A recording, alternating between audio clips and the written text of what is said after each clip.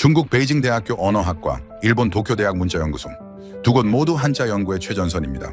그런데 2018년 두 기관의 특정 연구실에서 동시에 이상한 현상이 포착됐습니다. 한자도 일본어도 아닌 한글이 연구 보조 문자로 사용되기 시작한 겁니다. 언론은 침묵했고 학계는 논란을 피했습니다. 하지만 숫자는 거짓말하지 않았습니다.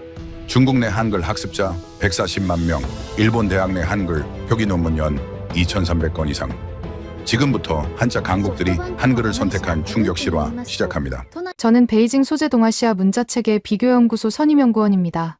2016년 가을, 저는 중국과 일본의 문자 사용 패턴을 분석하는 프로젝트를 시작했습니다. 두 나라 모두 한자를 문화와 학문의 중심축으로 삼아왔습니다. 한자는 단순한 글자가 아니었습니다. 사상을 담는 그릇이었고 권위를 증명하는 도구였습니다. 중국에서 한자는 국가 정체성 그 자체였습니다. 간체자 개혁 이후에도 한자의 위상은 흔들리지 않았습니다. 교육부 통계에 따르면 2016년 기준 초등학교 필수 한자는 3,500자, 중학교까지 합치면 약 5,000자였습니다. 모든 공식 문서, 학술 논문, 뉴스는 한자로 작성됐습니다. 일본 역시 마찬가지였습니다.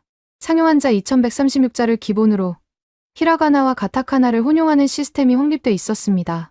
문부과학성은 이 체계를 세계에서 가장 정교한 문자 시스템이라 평가했습니다. 실제로 일본어는 표의문자와 표음문자를 동시에 구사하며 복잡한 개념을 표현할 수 있었습니다. 두 나라의 학자들은 자국 문자에 대한 자부심이 대단했습니다. 2016년 10월, 베이징 대학교에서 열린 동아시아 문자학회 연례 학술대회에 참석했습니다. 중국 측 기조연설자는 이렇게 말했습니다. 한자는 5,000년을 견뎌낸 문자입니다.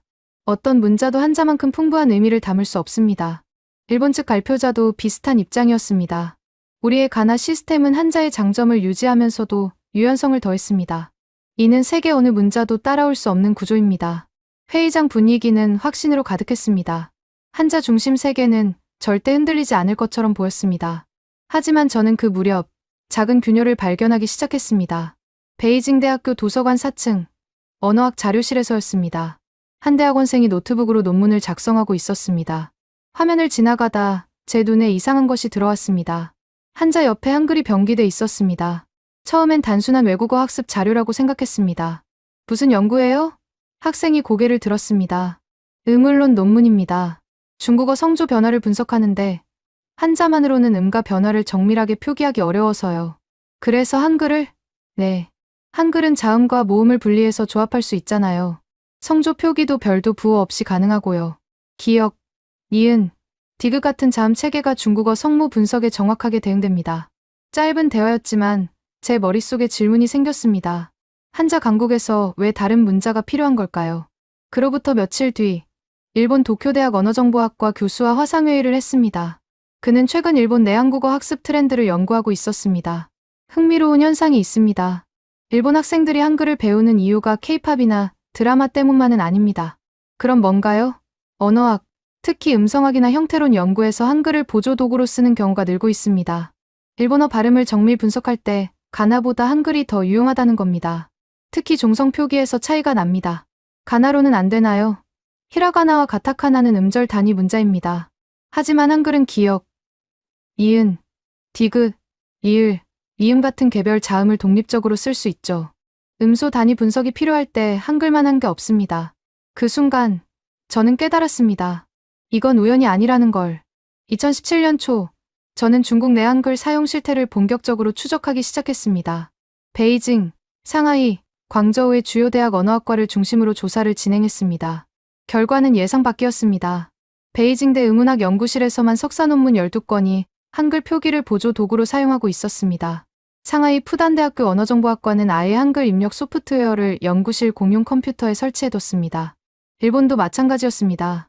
도쿄대, 교토대, 오사카대 언어학과 논문 데이터베이스를 검색했습니다. 2015년 이후 한글을 활용한 음성학 논문이 매년 15%씩 증가하고 있었습니다. 하지만 이 모든 현상은 학계 내부에 머물러 있었습니다. 언론 보도는 없었습니다. 공식 통계도 없었습니다. 마치 모두가 침묵하기로 합의한 것처럼 보였습니다. 저는 그 이유를 알 것 같았습니다.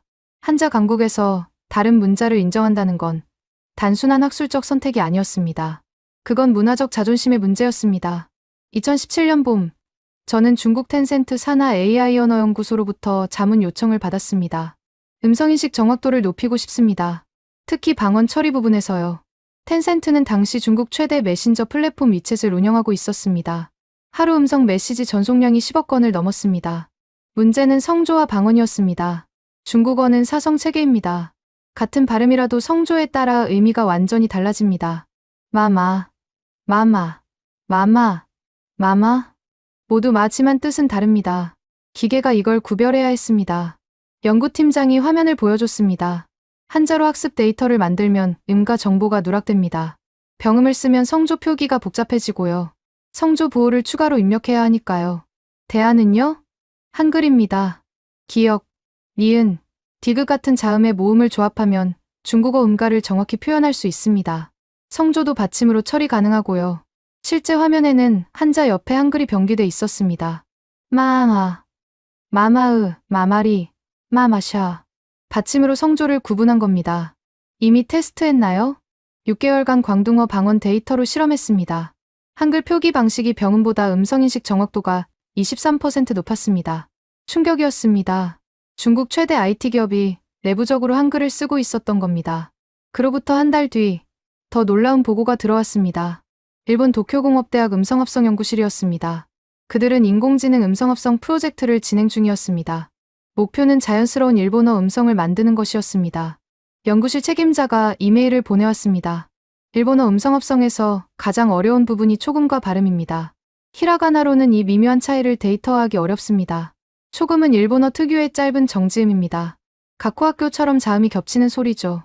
가나로는 작은 츠를 써서 표기하지만 실제 발음과는 차이가 있습니다. 그래서 한글을 도입했습니다.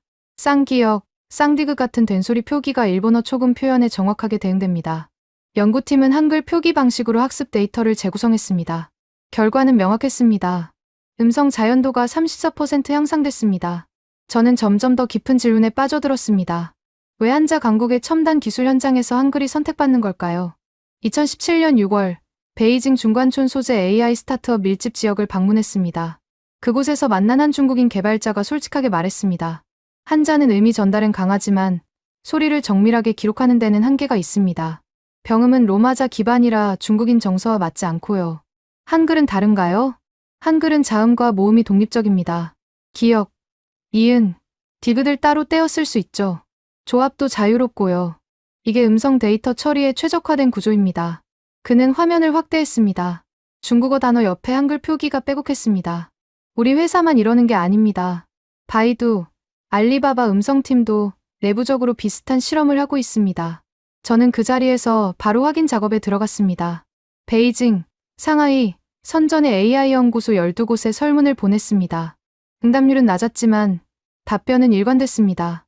12곳 중 7곳이 음성 처리 과정에서 한글 표기를 실험적으로 사용한 적이 있다고 답했습니다. 일본도 마찬가지였습니다. 도쿄, 오사카, 교토의 음성인식 관련 연구실 18곳을 조사했습니다. 그중 11곳이 한글 표기 방식을 참고하거나 일부 활용 중이라고 응답했습니다. 이건 단순한 유행이 아니었습니다. 기술적 필요에 의한 선택이었습니다. 2017년 9월 중국 교육부 산하 언어문자응용연구소가 내부 보고서를 발표했습니다. 제목은 디지털 시대 한자 표기의 효율성 재검토였습니다. 보고서는 조심스러웠지만 핵심 내용은 명확했습니다. 한자는 의미 중심 문자로서 강점을 갖지만 음성 정보 처리 영역에서는 구조적 한계가 존재한다. 특히 AI 음성인식, 합성, 번역 분야에서 이 한계가 두드러진다. 보고서는 대안으로 병음 개선을 제시했지만 마지막 각주에 흥미로운 문장이 있었습니다. 참고로 한글의 자모 분리 조합 구조는 음성 데이터 처리에 있어 효율적 모델로 평가될 수 있다. 공식 문서에 한글이 언급된 겁니다. 중국 교육부 산하 기관이었습니다. 일본도 움직였습니다. 2017년 10월 일본 문화청 국어심의회가 외래어 표기 및 음성 표현, 다양화 연구라는 프로젝트를 시작했습니다. 표면적으로는 외래어 표기 개선이 목적이었지만 실제론 가나 시스템의 한계를 검토하는 작업이었습니다. 프로젝트 참여 연구원 한 명이 비공개 세미나에서 이렇게 말했습니다. 히라가나와 가타카나는 음절 단위 문자입니다. 하지만 현대 음성학은 음소 단위 분석을 요구합니다. 이 간극을 메울 도구가 필요합니다. 한글 말인가요? 명시적으로 말하긴 어렵지만 한글의 자모 체계는 참고할 만한 모델입니다. 저는 그 순간 깨달았습니다. 이건 더 이상 학계의 조용한 실험이 아니라는 걸. 국가 기관과 기업이 움직이기 시작했습니다. 한자 중심 세계의 균열이 번지고 있었습니다. 2018년 초, 저는 중국 남부 광저우의 한 사립 언어학원을 방문했습니다. 학원 이름은 링얀링 연해국어 센터였습니다. 중국어를 외국인에게 가르치는 곳이었죠. 그런데 이곳에서 이상한 광경을 목격했습니다. 교실 칠판에 한자와 함께 한글이 적혀 있었습니다. 이게 뭔가요? 원장이 태연하게 답했습니다. 외국인 학생들이 중국어 발음을 배울 때 병음보다 한글이 더 직관적이라고 하더군요. 특히 유럽권 학생들이요. 유럽 학생들이요? 로마자에 익숙한 학생들은 오히려 병음 때문에 혼란스러워합니다. 영어 발음과 중국어 병음 발음이 달라서요. 그런데 한글은 그런 선입견이 없습니다. 기억은 기억이고 니은은 니은입니다. 학생들이 더 빨리 습득합니다. 실제로 교실 뒤편에는 한글 자음 모음표가 붙어 있었습니다. 기억, 니은, 디귿, 이을, 미음. 각 자음 옆에 중국어 성모가 대응돼 있었습니다. 얼마나 효과가 있나요? 발음 습득 기간이 평균 40% 단축됐습니다. 기존엔 3개월 걸리던 과정이 지금은 6주면 됩니다. 충격적인 수치였습니다. 중국에서 중국어를 가르치는데 한글을 쓰고 있었던 겁니다. 그로부터 일주일 뒤 베이징으로 돌아왔습니다. 저는 곧바로 베이징 시내 주요 외국어 학원 15곳을 조사했습니다. 놀랍게도 그중 6곳이 중국어 발음 교육의 한글을 보조 도구로 사용하고 있었습니다. 한 학원 강사는 이렇게 말했습니다. 병음은 성조 표기가 복잡합니다. 성조 부호를 별도로 표시해야 하죠. 하지만 한글은 받침으로 처리하면 됩니다. 학생들이 훨씬 쉽게 외웁니다. 일본도 비슷한 상황이었습니다. 2018년 3월 도쿄 신주쿠의 한 일본어 교육센터를 방문했습니다. 이곳은 외국인에게 일본어를 가르치는 곳이었습니다. 복도를 지나가다 한 교실 문이 열려 있었습니다. 안을 들여다봤습니다. 칠판에 히라가나와 함께 한글이 적혀 있었습니다. 수업이 끝난 뒤 담당 교사를 만났습니다. 왜 한글을 쓰시나요? 일본어 발음을 정확하게 가르치려면 음소 단위로 분해해야 합니다. 히라가나는 음절 단위라 이게 어렵습니다. 구체적으로요? 예를 들어 산이라는 단어가 있습니다. 히라가나로는 상이죠. 그런데 학생들이 이걸 사응으로 발음합니다. 받침 노의 정확한 위치를 모르는 거죠. 한글로는 어떻게 가르치시나요? 한글 산을 보여줍니다. 시옷, 아, 니은. 자음과 모음이 분리된 구조를 보여주면 학생들이 바로 이해합니다. 니은 받침이 어디에 위치하는지 정확히 알게 되죠. 교사는 칠판에 예시를 적었습니다. 일본어 단어 옆에 한글 표기가 병기돼 있었습니다. 이 방식으로 가르친 지 1년 됐습니다. 학생들의 발음 정확도가 눈에 띄게 향상됐습니다. 저는 도쿄 시내 일본어 학원 12곳을 추가로 조사했습니다.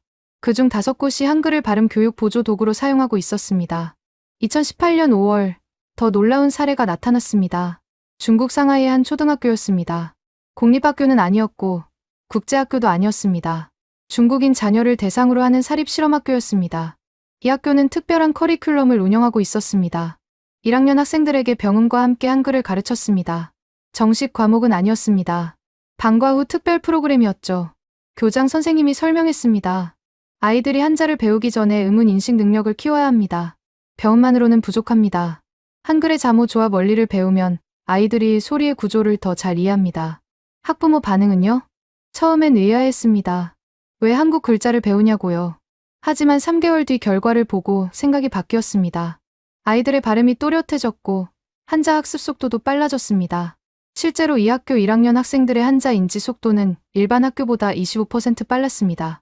학교 측은 이 데이터를 상하이 교육청에 보고했습니다. 일본에서도 유사한 실험이 진행됐습니다. 오사카의 한 사립초등학교가 2018년 4월부터 음소 인식 강화 프로그램을 시작했습니다. 내용은 간단했습니다. 히라가나를 배우기 전에 한글 자모 원리를 먼저 가르치는 겁니다. 담당 교사가 말했습니다. 일본 아이들은 음절 단위로 말을 배웁니다. 아는 아, 가는 카죠. 하지만 음소가 뭔지는 모릅니다. 기억, 니은, 디귿 같은 개별 소리 단위를요. 그게 왜 중요한가요? 음소 인식이 강한 아이들이 읽기와 쓰기를 더 빨리 배웁니다. 한글 자모 체계를 통해 이걸 가르치면 효과가 확실합니다. 실제 결과는 놀라웠습니다.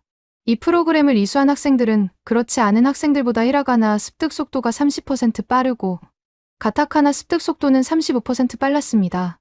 저는 점점 확신하게 됐습니다. 이건 일시적 유행이 아니라는 걸. 교육 현장에서 실질적 필요가 한글을 불러들이고 있었습니다. 2018년 7월, 저는 지금까지 수집한 데이터를 정리했습니다.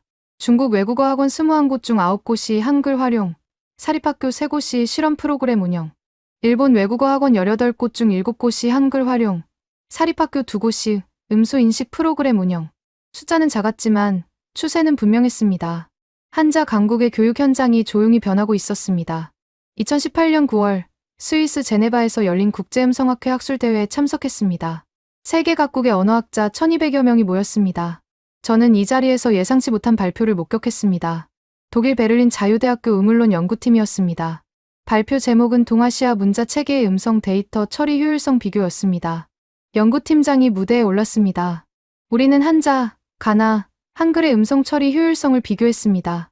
대상은 음성인식 알고리즘 학습 데이터였습니다. 화면에 그래프가 떴습니다. 세 문자의 음소 표현 정확도를 비교한 자료였습니다. 한자는 음소 정보를 직접 표현하지 못합니다. 병음을 추가해야 하죠. 가나는 음절 단위로 표현 가능하지만 음소 분리가 어렵습니다. 그런데 한글은 다릅니다. 연구팀장이 다음 슬라이드로 넘어갔습니다. 한글은 기역, 이은, 디귿 같은 자음 19개와 모음 21개를 독립적으로 조합합니다. 이 구조는 음성 데이터를 음소 단위로 분해하고 재조합하는 데 최적화돼 있습니다. 청중석에서 질문이 나왔습니다. 프랑스 소르본 대학교 교수였습니다. 그럼 한글이 음성학적으로 가장 효율적인 문자라는 말입니까? 적어도 음성 데이터 처리 관점에서는 그렇습니다. 우리 실험 결과 한글 기반 학습 데이터가 다른 문자보다 평균 28% 높은 인식 정확도를 보였습니다. 청중석이 술렁였습니다. 저는 놀랍지 않았습니다. 이미 중국과 일본에서 비슷한 결과를 봤으니까요. 하지만 유럽 학자가 이걸 공식 발표했다는 게 중요했습니다. 학회가 끝난 뒤 저는 독일 연구팀과 대화를 나눴습니다. 왜 이 연구를 시작하셨나요? 연구팀장이 솔직하게 답했습니다. 베를린에 한국 기업 연구소가 많습니다. 그곳 연구원들과 협업하다 보니 한글의 독특한 구조를 알게 됐죠. 처음엔 호기심이었는데 연구할수록 놀라웠습니다. 어떤 점이요? 한글은 17세기에 만들어진 문자입니다. 그런데 21세기 디지털 환경에 완벽하게 맞아떨어집니다. 마치 미래를 예측하고 설계한 것처럼요. 그로부터 한 달 뒤, 더 큰 파장이 일었습니다. 미국 언어학회 학술지에 한 논문이 게재됐습니다. 제목은 한글의 자모 조합 원리와 보편 문법의 상관성이었습니다. 논문 저자는 MIT 언어학과 교수였습니다. 그는 촘스키의 보편 문법 이론을 한글에 적용했습니다. 핵심 주장은 이랬습니다. 한글의 자모 조합 방식은 인간 언어의 보편적 음운 구조를 가장 직접적으로 반영한다. 자음과 모음의 독립적 조합은 인간 두뇌가 소리를 처리하는 방식과 일치한다. 논문은 학계에 큰 반향을 일으켰습니다. 언어학 관련 온라인 커뮤니티에서 격렬한 토론이 벌어졌습니다. 일부는 회의적이었습니다. 한글을 과대평가하는 것 아닌가. 알파벳도 충분히 효율적이다. 하지만 반론도 만만치 않았습니다. 알파벳은 역사적으로 진화한 문자다. 한글은 음운 원리를 기반으로 설계된 문자다. 이 차이가 크다. 저는 논문 저자에게 이메일을 보냈습니다. 며칠 뒤 답장이 왔습니다. 한글 연구를 시작한 계기가 재미있습니다. 제 대학원생 중 한 명이 일본어 음울론 논문을 쓰면서 한글 표기를 사용했어요. 왜 한글을 쓰냐고 물었더니 가나보다 정확하다고 하더군요. 그때부터 궁금해졌습니다. 2018년 11월 영국 케임브리지 대학교에서 특별 세미나가 열렸습니다. 주제는 문자 체계와 인지 효율성이었습니다. 세미나에는 유럽 주요 대학 언어학자 50여 명이 참석했습니다. 발표자 중 한 명이 옥스퍼드 대학교 인지언어학 교수였습니다. 우리는 문자 학습과 두뇌 활성화 패턴을 연구했습니다. 피험자는 모국어가 영어인 성인 60명이었습니다. 교수가 화면을 넘겼습니다. 뇌 스캔 이미지가 나타났습니다. 피험자들에게 한자, 가나, 한글을 각각 2주간 학습시켰습니다. 그리고 뇌 활성화 패턴을 분석했습니다. 결과가 어땠나요? 한글 학습 시 좌뇌의 브로카 영역과 베르니케 영역이 균형 있게 활성화됐습니다. 이는 음운 처리와 의미 처리가 동시에 일어난다는 뜻입니다. 한자는 우뇌가 더 활성화됐고 가나는 좌뇌 편중이 심했습니다. 그게 무슨 의미인가요? 한글은 시각적 정보와 청각적 정보를 동시에 처리하도록 설계됐다는 겁니다. 글자를 보면서 동시에 소리를 인식하죠. 이게 학습 효율을 높입니다. 세미나 후 질의응답 시간이 이어졌습니다. 한 프랑스 교수가 질문했습니다. 그럼 한글이 인류 최고의 문자라는 말입니까? 옥스퍼드 교수가 조심스럽게 답했습니다. 최고라는 표현은 부적절합니다. 다만 음운 표현과 학습 효율성 측면에서 매우 과학적으로 설계된 문자임은 분명합니다. 저는 그 순간 깨달았습니다. 한글에 대한 재평가가 아시아를 넘어 전 세계로 확산되고 있다는 걸. 2018년 12월 유네스코 산하 세계문자연구소가 보고서를 발표했습니다. 제목은 21세기 디지털 환경과 문자 체계의 적응성이었습니다. 보고서는 세계 주요 문자 30개를 분석했습니다. 평가 기준은 학습 용이성, 디지털 입력 효율성, 음성 정보 표현력이었습니다. 한글은 세 항목 모두에서 상위 3위 안에 들었습니다. 특히 음성 정보 표현력에서는 1위였습니다. 보고서는 이렇게 결론지었습니다. 한글은 역사적으로 짧은 문자지만 구조적 완성도가 매우 높다. 특히 자모분리 조합 원리는 디지털 시대에 요구되는 문자 기능을 선제적으로 충족한다. 이 보고서가 발표되자 중국과 일본의 반응이 갈렸습니다.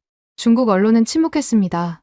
일본 일부 매체는 짧게 보도했지만 깊이 다루지 않았습니다. 하지만 학계는 달랐습니다. 베이징 대학교, 도쿄대학교 언어학과 게시판에 관련 토론이 올라왔습니다. 학생들과 연구자들이 보고서 내용을 분석하고 논쟁했습니다. 저는 그 흐름을 지켜보며 생각했습니다. 이제 더 이상 내부 실험이 아니라는 걸 세계가 주목하기 시작했습니다. 2019년 3월 중국 국가언문자공작위원회가 긴급 회의를 소집했습니다. 저는 외부 자문위원 자격으로 회의에 참석했습니다. 회의실 분위기는 무겁고 긴장돼 있었습니다. 위원회 주임이 입을 열었습니다. 우리는 현실을 직시해야 합니다. 지난 2년간 음성인식 기술 분야에서 중국이 미국에 뒤처지고 있습니다. 핵심 원인 중 하나가 한자의 음성 정보 표현 한계입니다. 회의실이 조용해졌습니다. 중국 정부 기관에서 한자의 한계를 공식적으로 언급한 첫 순간이었습니다. 병음 체계를 개선하는 방안도 검토했습니다. 하지만 성조 표기 복잡성 문제는 해결되지 않았습니다. 한 위원이 질문했습니다. 대안이 있습니까? 주임이 화면을 켰습니다. 한글 자모표가 나타났습니다. 한글입니다. 이미 우리 연구소 산하 음성기술연구실에서 3년간 실험했습니다. 결과는 명확합니다. 데이터가 화면에 떴습니다. 한글 표기 방식을 적용한 음성인식 시스템이 병음 기반 시스템보다 정확도가 32% 높았습니다. 하지만 이건 정치적으로 민감한 문제입니다. 다른 위원이 반박했습니다. 우리가 한자를 버리자는 게 아닙니다. 특정 기술 영역에서 보조 도구로 활용하자는 겁니다. 이미 민간에서는 쓰고 있습니다. 논쟁이 1시간 넘게 이어졌습니다. 결국 위원회는 결정을 내렸습니다. 국가음성기술표준화 프로젝트의 한글 표기 방식을 시범 도입합니다. 단, 대외적으로는 음운 표기법 개선이라고만 발표합니다. 2019년 4월 중국 정부는 조용히 움직였습니다. 국가음성기술표준 개정안이 발표됐습니다. 표면적으론 병음 체계 개선이었습니다. 하지만 부록에 작은 문구가 있었습니다. 음성 데이터 처리 과정에서 자모 분리 표기법을 선택적으로 활용할 수 있다. 자모 분리 표기법. 한글을 직접 언급하지 않은 채 한글의 원리를 수용한 겁니다. 이 개정안은 곧바로 실행됐습니다. 중국과학원 산하음성기술연구소가 선도 기관이 됐습니다. 연구소는 음성 데이터베이스를 재구축하기 시작했습니다. 한자와 병음 옆에 한글 표기가 추가됐습니다. 한 연구원이 제게 말했습니다. 이제 공식적으로 할 수 있게 됐습니다. 숨어서 하지 않아도 됩니다. 일본도 움직였습니다. 2019년 6월 일본 문부과학성이 차세대 언어교육 혁신 방안을 발표했습니다. 핵심 내용은 음소 인식 교육 강화였습니다. 방안에는 이런 문구가 있었습니다. 초등 저학년 국어 교육의 음소 분해 조립 학습을 도입한다. 이를 위해 자모 분리 체계를 가진 문자를 참고 모델로 활용한다. 자모 분리 체계. 중국과 똑같은 표현이었습니다. 한글을 명시하지 않았지만 의미는 명확했습니다. 2019년 9월 도쿄대 공립초등학교 쉰고시 시범 프로그램을 시작했습니다. 1학년 학생들에게 히라가나를 가르치기 전에 음소 인식 훈련을 실시했습니다. 교재에는 한글 자모가 포함됐습니다. 시범 프로그램 책임자가 기자회견에서 말했습니다. 이건 한글을 배우는 게 아닙니다. 소리의 원리를 배우는 겁니다. 한글은 그 원리를 가장 명확하게 보여주는 도구일 뿐입니다. 조심스러운 표현이었지만 본질은 변하지 않았습니다. 일본 공교육이 한글을 받아들인 겁니다.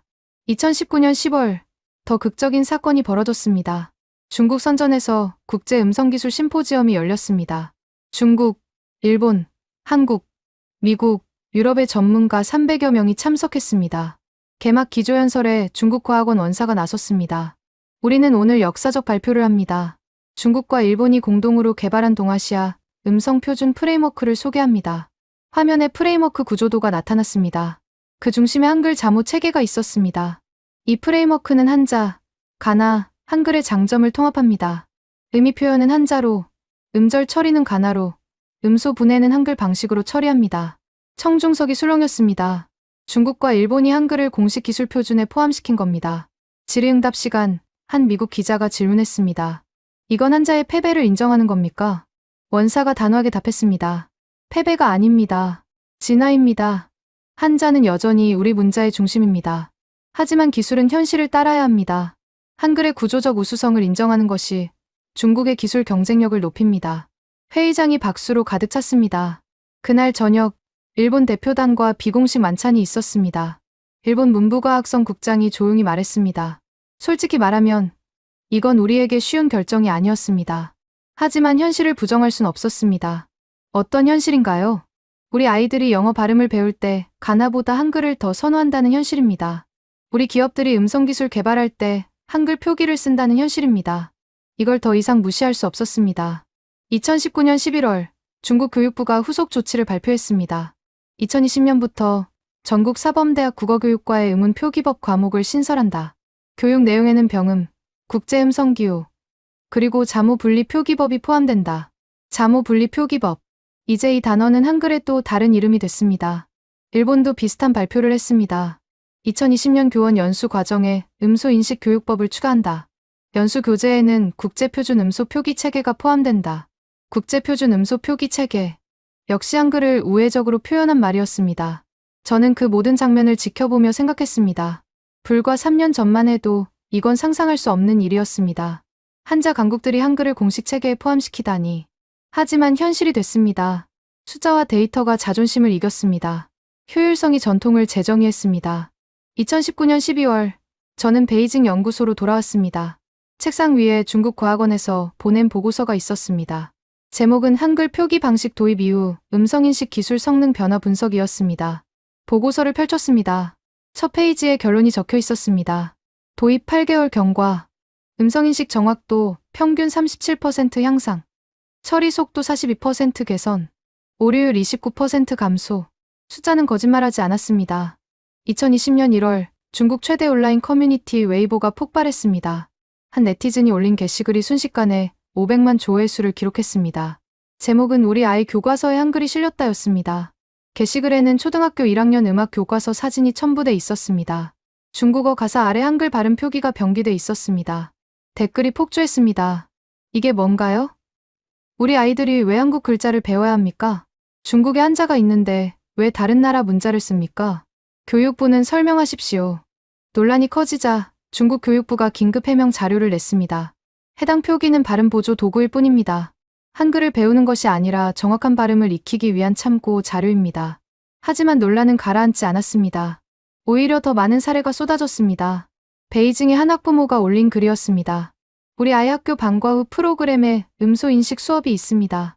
가서 봤더니 선생님이 칠판에 한글을 쓰고 있더군요.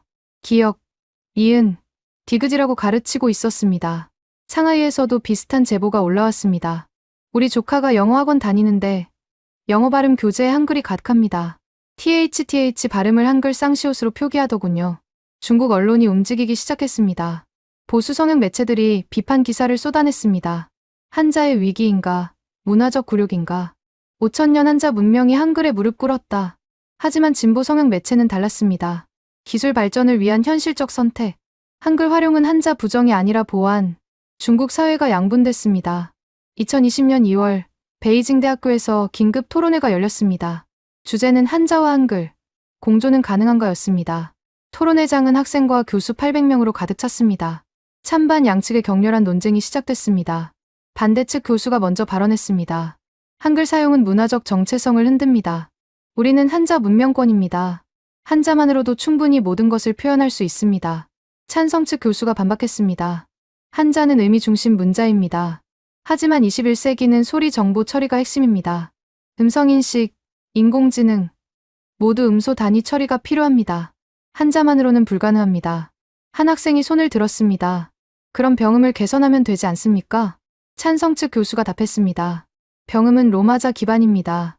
이미 50년 넘게 사용했지만 성조 표기 문제는 해결되지 않았습니다. 한글은 성조를 받침으로 처리합니다. 훨씬 직관적입니다.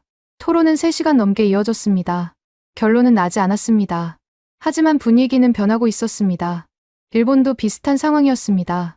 2020년 3월 일본 주요 일간지 요미우리 신문이 일면 특집 기사를 냈습니다. 제목은 일본 교육 현장에 번지는 한글 열풍. 이대로 좋은가였습니다. 기사는 전국 초등학교 음소 인식 프로그램 실태를 조사한 내용이었습니다. 결과는 충격적이었습니다.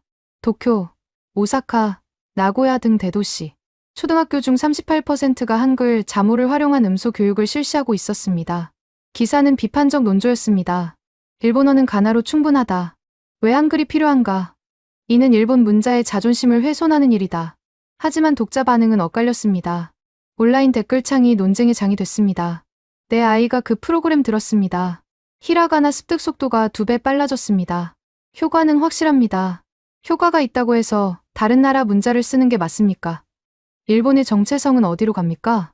2020년 4월 일본 문부과학성이 공식 입장을 발표했습니다. 음소 인식 교육은 일본어 능력 향상을 위한 것입니다. 한글은 교육 도구일 뿐 학습 목표가 아닙니다. 일본 문자 체계를 부정하는 것이 절대 아닙니다. 하지만 보수 정치인들이 반발했습니다. 자민당 일부 의원들이 국회에서 질의를 쏟아냈습니다. 문부과학성은 일본 문자의 우수성을 지키지 못하고 있습니다. 한글 사용을 즉각 중단해야 합니다. 문부과학성 장관이 답변했습니다. 우리는 현실을 직시해야 합니다. 이미 민간 교육 현장에서 한글은 광범위하게 사용되고 있습니다. 정부가 금지한다고 막을 수 있는 상황이 아닙니다. 논란은 더 커졌습니다. 2020년 5월 중국에서 더 큰 파장이 일었습니다. 베이징 소재 유명 사립학교가 한글 정규 과목 개설을 발표했습니다. 선택 과목이었지만 학점이 인정됐습니다. 학교 측은 이렇게 설명했습니다. 한글은 이미 우리 학생들의 언어 학습에 실질적으로 도움을 주고 있습니다. 영어 발음, 중국어 성조 이해, 모두 한글로 더 쉽게 배울 수 있습니다. 하지만 반발이 거셌습니다. 학부모 100여 명이 학교 앞에서 항의 시위를 벌였습니다. 우리 아이들이 왜 한국 글자를 정규 과목으로 배워야 합니까? 영어도 모자라서 한글까지 배웁니까? 학교 측과 학부모 간 갈등은 한 달 넘게 이어졌습니다. 결국 베이징시 교육청이 중재에 나섰습니다. 교육청은 절충안을 제시했습니다. 한글 과목은 유지하되 과목명을 의문학 기초로 변경한다. 한글이라는 명칭을 직접 사용하지 않는다. 형식적 타협이었지만 실질은 바뀌지 않았습니다. 2020년 6월 저는 중국 사회과학원 설문조사 결과를 입수했습니다. 조사 대상은 베이징, 상하이, 광저우 학부모 2,000명이었습니다. 질문은 단순했습니다. 자녀 교육의 한글 활용을 찬성합니까? 반대합니까? 결과는 의외였습니다. 찬성 54%, 반대 32%, 모르겠다 14%, 과반이 찬성이었습니다. 하지만 찬성 이유가 중요했습니다. 아이의 학습 능력 향상에 도움이 되기 때문 82%, 미래 기술 경쟁력에 필요하기 때문 61%, 감정이 아니라 실리였습니다. 중국 학부모들은 냉정하게 판단하고 있었습니다. 일본도 비슷한 조사가 진행됐습니다. NHK가 실시한 여론조사였습니다. 초등학교 음소 교육의 한글 활용, 찬성하십니까? 찬성 49%, 반대 38%, 모르겠다 13%. 역시 찬성이 우세했습니다. 저는 그 숫자들을 보며 깨달았습니다. 충격과 패닉은 일시적이었습니다. 사람들은 이미 현실을 받아들이기 시작했습니다. 2020년 9월 베이징 대학교 언어학과 학과장이 저를 연구실로 불렀습니다. 선생님께 부탁이 있습니다. 무엇입니까? 한글 창제 원리에 대한 특강을 해주십시오. 우리 학생들이 알아야 합니다. 저는 놀랐습니다. 불과 1년 전만 해도 상상할 수 없는 요청이었습니다. 학생들이 원합니까? 네. 석사과정 학생 40명이 신청했습니다. 한글을 쓰고는 있지만 정작 한글이 어떻게 만들어졌는지 모르더군요. 2020년 10월 특강이 열렸습니다. 베이징대 강의실에 중국인 학생 40명이 앉아 있었습니다. 저는 칠판에 한글 자음을 적었습니다. 기역, 이은, 디귿, 이을, 미음. 한글은 1443년 조선의 세종대왕이 창제했습니다. 목적은 명확했습니다. 백성이 쉽게 배워 쓸 수 있는 문자를 만드는 것이었습니다. 학생들이 집중해서 들었습니다. 세종대왕은 소리가 나는 원리를 관찰했습니다. 혀의 위치, 입술의 모양, 목구멍의 움직임. 이 모든 것을 글자 모양에 반영했습니다. 칠판에 기역자를 크게 썼습니다. 기역은 혀뿌리가 목구멍을 막는 모양입니다. 니은은 혀끝이 위신몸에 닿는 모양입니다. 모든 자음이 발음 기관의 형태를 본떴습니다. 한 학생이 손을 들었습니다. 그럼 한글은 과학적으로 설계된 문자입니까? 그렇습니다. 세계에서 창제 원리가 명확히 기록된 유일한 문자입니다. 훈민정음 해례본에 모든 원리가 설명돼 있습니다. 학생들의 표정이 달라졌습니다. 호기심이 존중으로 바뀌고 있었습니다. 한자는 오랜 시간에 걸쳐 진화한 문자입니다. 한글은 단 3년 만에 완성됐습니다. 하지만 구조적 완성도는 수백 년 진화한 문자와 동등하거나 그 이상입니다. 강의가 끝난 뒤 한 학생이 다가왔습니다. 솔직히 말씀드리면 처음엔 한글을 우습게 봤습니다. 단순한 표현 문자라고 생각했죠. 하지만 원리를 알고 나니 생각이 바뀌었습니다. 어떻게 바뀌었습니까? 한글은 단순한 게 아니라 정교한 겁니다. 복잡하게 보이지 않지만 그 안에 깊은 원리가 담겨 있습니다. 2020년 11월, 일본에서도 비슷한 움직임이 일었습니다. 도쿄대학교 언어학과가 한글 특별 세미나를 개최했습니다. 제목은 한글의 구조와 의문학적 의의였습니다. 세미나에는 일본 전국 대학 언어학과 교수와 학생 200명이 참석했습니다. 기조 발표자는 도쿄대 의물론 교수였습니다. 우리는 그동안 한글을 과소평가했습니다. 단순한 표현 문자 정도로 생각했죠. 하지만 연구할수록 놀랍습니다. 교수가 화면을 넘겼습니다. 한글 자모 체계가 나타났습니다. 한글은 자음 19개, 모음 21개로 구성됩니다. 하지만 조합 가능한 글자는 11,172개입니다. 이 효율성은 경이롭습니다. 히라가나는 46자, 가타카나도 46자입니다. 총 92자죠. 하지만 조합은 불가능합니다. 한글은 40개 기본 자모로 10,000개 이상 글자를 만듭니다. 청중석에서 질문이 나왔습니다. 그럼 가나보다 한글이 우수하다는 말입니까? 교수가 조심스럽게 답했습니다. 우수하다는 표현은 적절하지 않습니다. 각 문자는 각자의 장점이 있습니다. 다만 음소 표현과 조합 효율성에서 한글은 매우 독특한 구조를 가졌습니다. 세미나 후 토론이 이어졌습니다. 한 젊은 교수가 발언했습니다. 저는 지난 2년간 한글을 연구했습니다. 처음엔 왜 일본에서 한글이 쓰이는지 이해할 수 없었습니다. 하지만 지금은 압니다. 한글은 우리가 놓친 것을 가지고 있습니다. 무엇입니까? 소리를 시각화하는 능력입니다. 한글은 보이지 않는 소리를 눈으로 볼 수 있게 만듭니다. 기역, 니은, 디귿을 보면 어떻게 발음해야 하는지 직관적으로 알 수 있습니다. 2020년 12월 중국 중앙텔레비전 CCTV가 다큐멘터리를 방영했습니다. 제목은 문자의 과학, 한글을 말하다였습니다. 50분짜리 프로그램이었습니다. 다큐는 한글 창제 과정, 구조적 원리, 현대적 활용까지 폭넓게 다뤘습니다. 특히 중국 음성기술 분야에서 한글이 어떻게 쓰이는지 상세히 보여줬습니다. 방송 후 반응은 폭발적이었습니다. CCTV 홈페이지 게시판에 댓글이 쏟아졌습니다. 한글이 이렇게 과학적인 문자인 줄 몰랐습니다. 한자와 비교하는 게 아니라 서로 보완하는 관계로 봐야 할 것 같습니다. 우리 아이가 학교에서 한글 배우는 거 이제 이해됩니다. 다큐 제작진은 후속 프로그램도 계획했습니다. 제목은 동아시아 문자의 미래였습니다. 2021년 1월 일본 NHK도 비슷한 프로그램을 방영했습니다. 제목은 한글 21세기 문자의 모델이었습니다. 60분 특집이었습니다. 프로그램은 세계 각국 언어학자들을 인터뷰했습니다.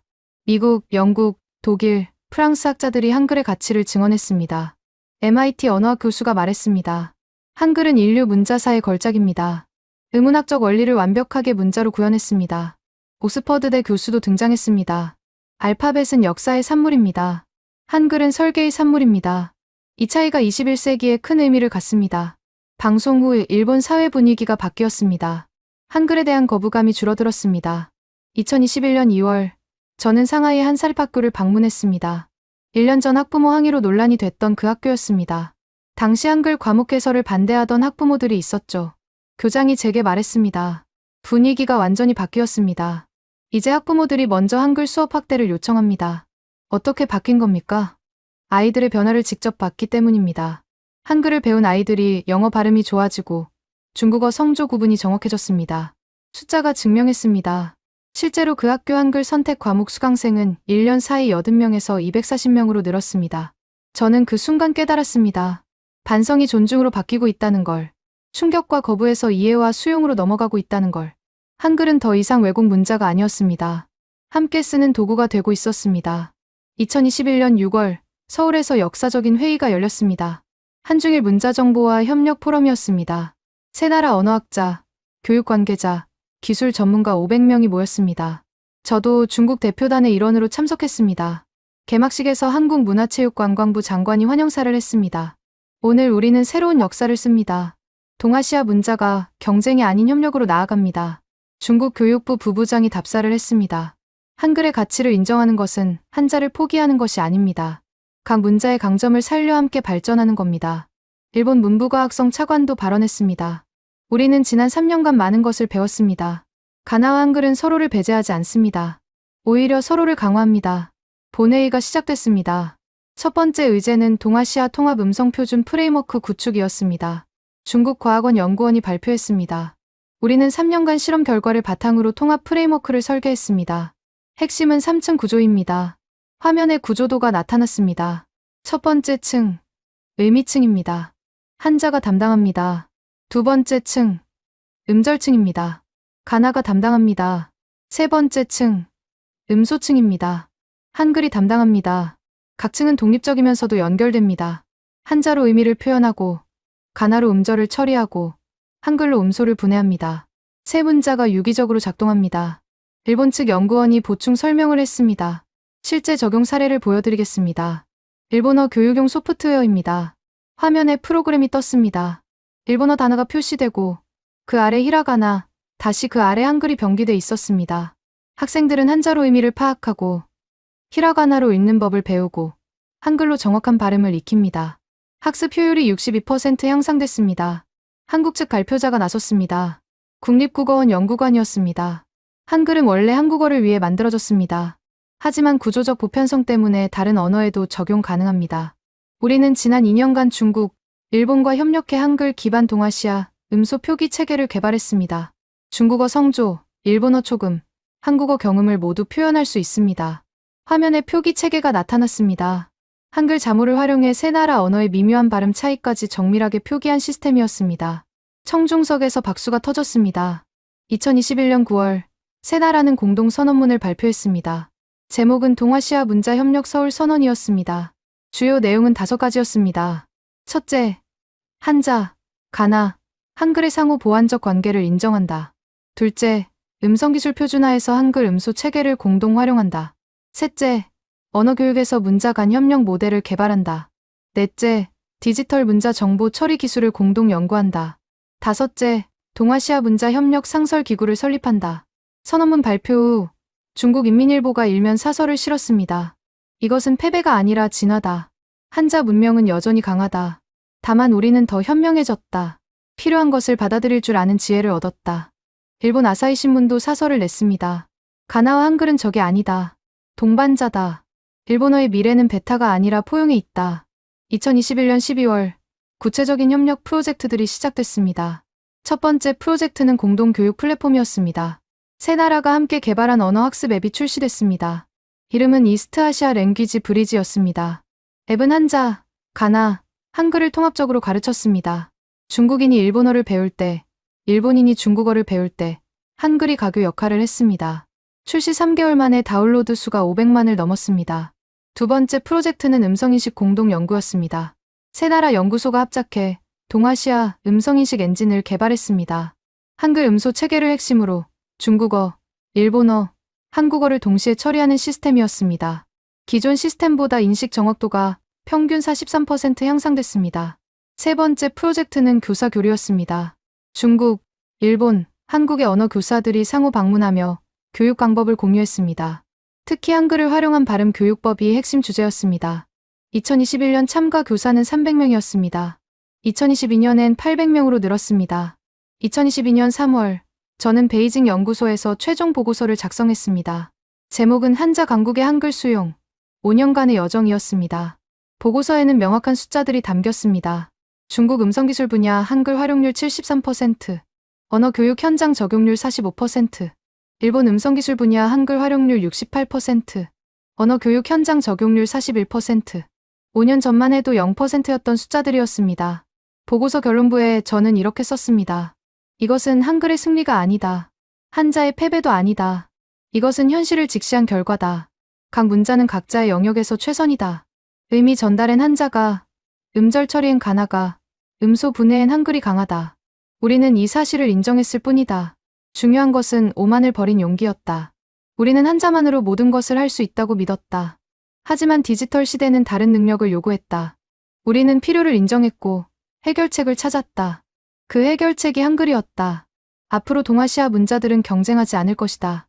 협력할 것이다. 한자는 여전히 중심이다. 하지만 이제 혼자가 아니다. 가나와 한글이 함께한다. 이것이 새로운 동아시아 문자 동맹이다. 2022년 6월 베이징에서 제2회 한중일 문자정보화 협력 포럼이 열렸습니다. 작년보다 참석자가 2배 늘었습니다. 1000명이 넘었습니다.